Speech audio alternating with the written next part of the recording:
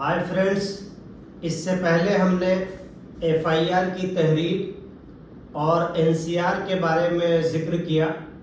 उम्मीद है कि एफआईआर और एनसीआर वाली वीडियो आपको पसंद आई होगी। आज हम इस बात पे जिक्र करते हैं कि क्या दोनों एक साथ चल सकती है, एफआईआर और एनसीआर दोनों एक साथ दर्ज हो सकती है या नहीं। और दूसरी चीज हम ये जिक्र करते हैं कि एफआईआर के बाद जो प्रोसेस है वो क्या है, यानी हम अभी भी एफआईआर से ही रिलेटेड हो करके इस वीडियो में भी जिक्र कर रहे हैं। एनसीआर जो है वो नॉन कॉग्निजेबल ऑफेंस है और एफआईआर जो है वो कॉग्निजेबल ऑफेंस है, यानी संज्ञेय अपराध है। अब हम बात करते हैं कि एफआईआर दर्ज हो जाने के बाद किन किन प्रक्रियाओं से गुजर करके वो कोर्ट पहुंचती है। सबसे पहले सुप्रीम कोर्ट ऑफ इंडिया के जजमेंट के तहत एफआईआर दर्ज होने के बाद 24 घंटे के अंदर या 24 घंटे तक एफआईआर की कॉपी संबंधित कोर्ट में पहुंच जानी चाहिए। और ऐसे ही मामलों में एनसीआर के बारे में है कि ताकि किसी आदमी को एफआईआर को चैलेंज करना हो या जिसके खिलाफ एफआईआर के या एफआईआर में कोई एलिगेशन हो या वो एक्यूज हो या वादी मुकदमा खुद हो, तो वादी मुकदमा को तो 154(2) में एफआईआर की कॉपी फ्री ऑफ कॉस्ट जैसे ही लिखी जाती है और कंप्यूटर से प्रिंट की जाती है तो उसकी प्रतिलिपि उसको तुरंत प्रोवाइड करा दी जाती है। अब रही बात जो कॉलम ऑफ एक्यूज की है, जिस कॉलम में मुल्जिमान हैं, अब मुल्जिमान को एफआईआर की कॉपी या उसकी प्रतिलिपि कैसे प्राप्त हो सकती है, ये एक डिबेट का विषय है। मैंने अपनी वकालत में लगभग 15 सालों में ये देखा है कि इस पे कोई डिस्क्राइब और प्रेस्क्राइब लॉ सीआरपीसी में नहीं है, यानी कोड ऑफ क्रिमिनल प्रोसीजर में अभी तक इसमें कोई सेक्शन प्रिस्क्राइब नहीं है। प्रोसीजर में ये कहा गया कि कॉपी ऑफ एफआईआर कोर्ट 24 घंटे के अंदर जानी चाहिए। अब आप जो भी कॉलम ऑफ एक्यूज में है वो कॉपी एफआईआर की प्रमाणित सर्टिफाइड कॉपी कोर्ट से प्राप्त कर सकते हैं। कोर्ट से प्राप्त करने के बाद अगर चाहें तो उसे चैलेंज कर सकते हैं और जो भी फर्दर प्रोसीडिंग एफआईआर से रिलेटेड करना हो वो कर सकते हैं। रही बात एनसीआर की, एनसीआर चूंकि नॉन कॉग्निजेबल रिपोर्ट है, वो कोर्ट जा तो जाती है, भेज दी जाती है, लेकिन एनसीआर के मामले में पुलिस कोई भी इन्वेस्टिगेशन नहीं करेगी। एनसीआर तो दर्ज कर लेगी, लेकिन एनसीआर दर्ज करने के बाद वो एज इट इज उसको साइलेंट जोन में रख देती है। क्यों? सीआरपीसी के 155 सेक्शन के तहत अनटिल एंड अनलेस कोई भी संबंधित मजिस्ट्रेट एनसीआर के बाबत जब तक आदेश नहीं करता है कि इस एनसीआर की भी विवेचना संबंधित पुलिस के द्वारा किया जाए, तब तक 155 सीआरपीसी में संबंधित थाने को या विवेचक को प्रोहिबिटेड किया गया है कि एनसीआर की जांच पुलिस नहीं कर सकती है। रही बात एफआईआर की, एफआईआर दर्ज होने के बाद वादी मुकदमा इन्वेस्टिगेटिंग अफसर अपॉइंट होता है, यानी जिसे हम हिंदी में विवेचक कहते हैं। विवेचना अधिकारी सबसे पहले कॉपी ऑफ एफआईआर हेड मुहर्रिर से प्राप्त करता है।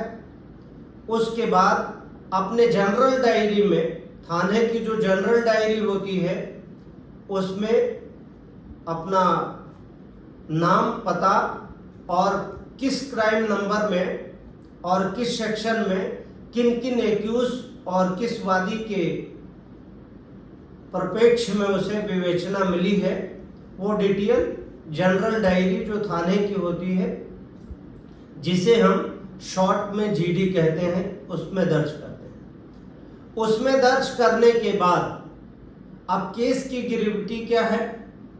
अगर मैटर तुरंत अर्जेंट है इन्वेस्टिगेशन के लिए, जैसे किसी मामले में लूट है, डकैती है, तो ऐसे मामलों में रिकवरी की ज़रूरत होती है, किसी आर्टिकल्स की, टूल्स की, या किसी के साथ कोई मारपीट हुई और कोई मारपीट का आला है, कोई असलहा है, या जिससे मजलूम को ज़र्र पहुंचाई गई है, यानी चोटिल को चुटहिल किया गया है, ऐसे चीज की प्राप्ति या रिकवरी के लिए आईओ को फौरन एफर्ट करना है कि ऐसी टूल्स या चीज़ों को फौरन बरामद किया जाए, इमीडिएटली बरामद किया जाए और रिकवर किया जाए। रिकवरी के समय 2 इंडिपेंडेंट विटनेस यानी स्वतंत्र साक्षियों को विवेचक अपने रिकवरी मेमो में मेंशन करेगा, ये मैंडेट करता है। वरना ये हो जाएगा कि पुलिस जो भी चाहे वो किसी भी चीज़ को रिकवरी मेमो दर्शा करके और किसी भी इनोसेंट आदमी को फॉल्सली इम्प्लीकेट कर सकती है। इसलिए ऐसे container of the judgment supreme court ने कई तरीके की गाइडलाइन इस संबंध में रिकवरी के संबंध में, प्रिपरेशन ऑफ रिकवरी मेमो के संबंध में बहुत डिटेल डिस्क्राइब किया है, लॉ का प्रिपोजिशन सेटल किया है। इसलिए 2 इंडिपेंडेंट विटनेस का मिनिमम होना अनिवार्य है। अब रिकवरी तैयार हो गई। रिकवरी तैयार होने के बाद अगर कोई चोटिल है और सीरियस है तो सबसे पहले उसका विटनेस का एग्जामिनेशन, स्टेटमेंट अंडर सेक्शन 161 लिया जाता है। कुछ मामलों में तो सुप्रीम कोर्ट ने यहां तक कहा है कि सबसे पहले चोटिल पक्ष को हॉस्पिटल पहुंचाया जाए और उसको रेस्क्यू किया जाए और जितनी जल्दी हो सके उसको पीड़ा से बाहर लाया जाए। कुछ मामलों में ये कहा कि अगर बहुत सीरियस है तो कोई एक्यूज बच न जाए और स्टेटमेंट देने से पहले चोटहिल की डेथ न हो जाए या उसकी सांस रुक न जाए या कोमा में न चला जाए, तो स्टेटमेंट ऑफ इंजर्ड जो है वो रिकॉर्ड होने से बचा रह जाएगा। तो इसलिए इन शॉर्ट ये कहा गया कि पहले 161 परिस्थिति देख करके कि कैसी परिस्थिति है, परिस्थितियों के अनुसार विवेचक को इस बात की छूट है कि पहले वो मेडिकल कराना चाहेगा या पहले वो 161 में विटनेस का यानी या इंजर्ड का बयान लेना चाहेगा। तो 161 का बयान हो गया और मेडिकल हो गया। मेडिकल के बाद रिकवरी है या उससे पहले रिकवरी है। कुछ मामलों में ऐसा भी होता है कि एक्यूज जो होता है वो फरार हो जाता है। अब उसके लिए फरार होने पे या भाग जाने पे पुलिस को उसे अरेस्ट भी करना है। पुलिस मुखबिर लगा करके, वादी मुकदमा से पता करके या और सोसाइटी के कई अच्छे लोगों से कांटेक्ट कर करके उसकी गिरफ्तारी के बारे में कोशिश करती है और जगह जगह पर दबिश देती है। कई बार में ऐसा देखा गया कि जो एक्यूज के नात रिश्तेदार और रिलेटिव हैं उनको पुलिस पकड़ ले जाती है, उनको टॉर्चर करती है और एक्यूज को प्रेशर बना करके हाजिर कराने की कोशिश करती है। तो 161 का बयान हो गया, इन्फॉर्मेंट का भी 161 का बयान होता है, एक्यूज का भी बयान होता है और जो विटनेसेस हैं उनका भी बयान होता है। अगर कोई रिकवरी है तो उसकी रिकवरी होती है और अगर कोई इंजर्ड है तो उसका ब्लड सैंपल वगैरह लेकर करके फोरेंसिक जांच के लिए भेजा जाता है, एफएसएल रिपोर्ट के लिए, कि क्या वही आदमी जिसको चोट आई है उसी का ब्लड है या कहीं का ब्लड उठा करके और किसी इनोसेंट को मुलजिम बनाने के लिए उसका ब्लड उस पर फिट कर दिया। तो उसके लिए प्रॉपर सैंपलिंग है, सैंपल लेने की प्रक्रिया को भी निर्धारित किया है। सैंपल लेने के बाद उसको गजेटेड अफसर के थ्रू फोरेंसिक लैब जो गवर्नमेंट का होगा उसमें भेजना मैंडेट है। उसकी रिपोर्ट आने तक इंतज़ार किया जाता है। बाकी और जो प्रोसीजर है उसे एडाप्ट कर करके इन्वेस्टिगेशन को आगे बढ़ाई जाती है। अगर एफआईआर की तहरीर और विटनेसेस के बयान और रिलेवेंट साक्ष्य जो रिकवरी है उसके आधार पे मुलजिम के खिलाफ आरोप सिद्ध पाती है पुलिस, तो उसको गिरफ्तार कर जेल भेज देती है और आरोप साबित हो जाने पर 173 सीआरपीसी में चार्जशीट फाइल कर देती है। ये एक शॉर्ट प्रक्रिया है जो मैंने आज वीडियो में डिस्कस करने की कोशिश की कि एफआईआर से शुरू हो करके 154 सीआरपीसी से एफआईआर की शुरुआत होती है। 155 में एनसीआर है, एनसीआर में बिना पुलिस के कोर्ट की परमिशन के कोई भी पुलिस जांच नहीं करेगी। हम बात करते हैं एफआईआर की कि एफआईआर से जांच हो करके और वो चार्जशीट तक 173 सीआरपीसी में चार्जशीट तक पहुंचती है। जब चार्जशीट अदालत में फाइल होती है, संबंधित कोर्ट उस पे कॉग्निजेंस लेती है। कॉग्निजेंस लेने के बाद उस पे एक समनिंग ऑर्डर होता है, जिस समनिंग ऑर्डर को वो डिटेल या इन शॉर्ट में पास करती है। वैसे ऑनरेबल हाई कोर्ट और सुप्रीम कोर्ट ने ट्रायल कोर्ट के ऑनरेबल जजेस को ये स्पष्ट निर्देशित किया है और विधि व्यवस्था स्थापित की है कि जो समनिंग ऑर्डर हो या कॉग्निजेंस ऑर्डर हो वो बहुत स्पीकिंग रीजेंट होना चाहिए ताकि किसी इनोसेंट के खिलाफ कोई भी कार्रवाई न हो जाए। इसलिए ऑर्डर जो कॉग्निजेंस हो या order of summoning of accuse हो, जो परमा फेसाई ये लगे कि पुलिस ने सही तरीके से जांच की है और जांच करने के बाद चार्जशीट फाइल की है। चार्जशीट फाइल होने के बाद अगर मजिस्ट्रेट कॉग्निजेंस ले रहा है और उसे मजिस्ट्रेट को ये लगता है कि जो पुलिस ने चार्जशीट फाइल की है ये मालाफाइडी इंटेंशन से है या किसी इनोसेंट को फाल्सली इम्प्लीकेट किया है, गलत तरीके से फंसा दिया है, तो ऐसे कई मामलों में supreme court honourable high court ने ऑर्डर किया है और मैंने भी कई ऐसे मुकदमों में पार्टिसिपेशन की है और मुकदमे फाइल किए हैं जिसको ऑनरेबल हाई कोर्ट ने अलाउ किया कि इसमें फॉल्स इम्प्लीकेशन है। तो मजिस्ट्रेट ऐसे मामलों में इनोसेंट को तलब करने के बजाय उसको छोड़ देता है, कॉलम ऑफ एक्यूज से हटा करके समन नहीं करता है। अब एक और उसमें क्वेश्चन आ जाता है जो प्रैक्टिकली देखा गया, जैसे किसी चार्जशीट में 10 लोग हों और उसमें में से 5 लोग एक्चुअली घटना में रहे हों, सम्मिलित रहे हों, और 5 ऐसे हैं जो घटना में सम्मिलित न रहे हों। तो अब ऐसे मामलों में 5 लोगों के खिलाफ कोर्ट कॉग्निजेंस लेगी और समनिंग ऑर्डर इशू करेगी, और 5 लोगों को समनिंग कॉग्निजेंस ऑर्डर और समनिंग ऑर्डर से एक्सक्लूड कर देगी। जैसे ही समनिंग ऑर्डर एक्यूज को प्राप्त होता है, समनिंग ऑर्डर प्राप्त होने के बाद एक्यूज के पास ये राइट है कि या तो संबंधित कोर्ट में जाकर के बेल ले ले।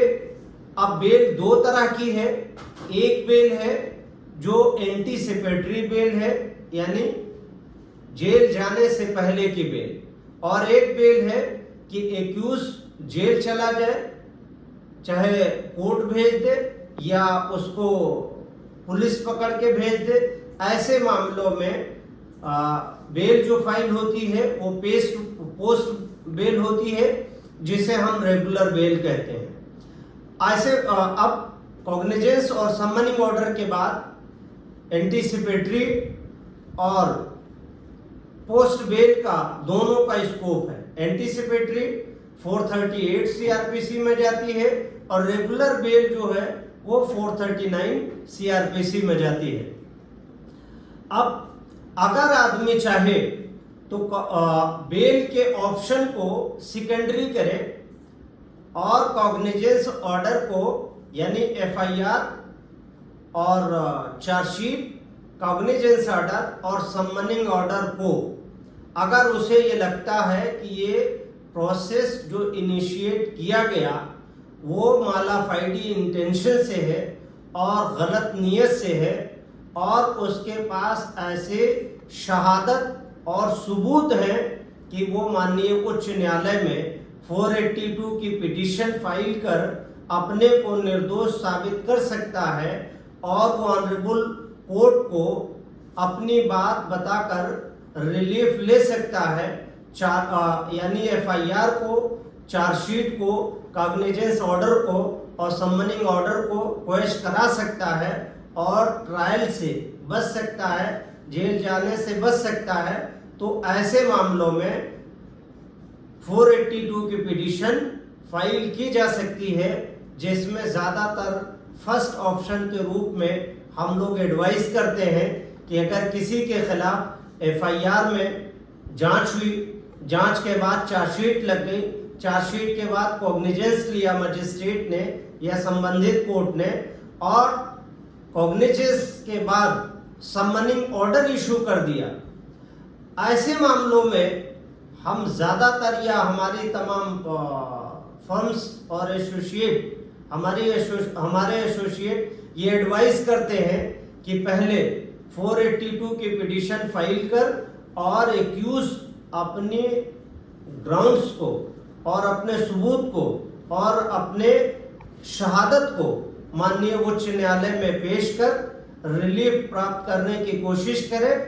और बाय द वे, अगर रिलीफ प्राप्त हो जाती है तो देन एंड गुड, यानी सारे ट्रायल से और सारे झंझट से मुक्ति प्राप्त हो गई। और अगर नहीं तो आपके पास कई एक ऐसे जजमेंट हैं जिसमें आप सेम डे बेल का डायरेक्शन ले सकते हैं, और सेम डे के डायरेक्शन से आप लोअर कोर्ट में या कोर्ट बिलो में जाकर के अपीयर हो करके आप अपनी बेल करा सकते हैं। यानी आप जेल जाने से डायरेक्ट और इनडायरेक्ट वे में बच सकते हैं, और आपके बचने के चांसेस जब आप 482 फाइल कर हाई कोर्ट से डायरेक्शन करा करके ले जाते हैं तो चांसेस ज़्यादा होते हैं। तो उम्मीद है कि हमारी ये वीडियो पसंद आई होगी, और अगर हमारी ये वीडियो पसंद आती है तो लाइक, शेयर एंड सब्सक्राइब करना ना भूलें। मिलते हैं फिर अगली वीडियो में, तब तक के लिए आप अपना बहुत ख्याल रखें। शुक्रिया, धन्यवाद।